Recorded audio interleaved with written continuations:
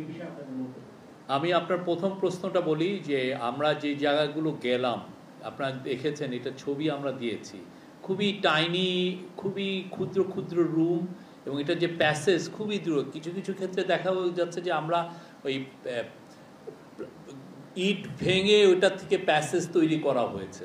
তো পুরো বিষয়টা আসলে লজিস্টিক্যালি এটা একটা চ্যালেঞ্জ ছিল। সেই জন্য আমাদের আইডিয়া ছিল যে আমরা বিটিভির থেকে নিব, বিটিভির এবং পিআইডির থেকে আমরা ফটোগ্রাফার নিয়েছি, বিটিভির থেকে আমরা টেলিভিশনের দুটো ক্যামেরাম্যান নিয়েছি, এবং আমাদের নিজস্ব যারা প্রেস উইংয়ের একজন ফটোগ্রাফার ছিলেন উনি ছিলেন।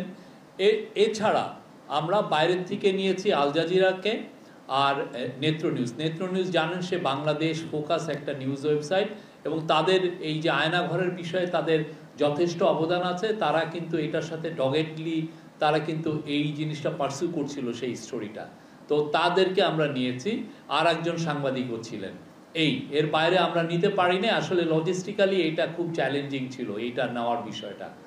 আর আপনি যেটা বললেন যে যাদের বিরুদ্ধে অ্যারেস্ট ওয়ারেন্ট হয়েছে, আমরা গুম কমিশন কাজ করছে, ইন্টারন্যাশনাল ক্রাইমস ট্রাইব্যুনাল যেটা এগুলো এই কেসগুলো দেখছে তারাও কাজ করছে, আপনারা যথাসময়ে এগুলো রেজাল্ট পাবেন।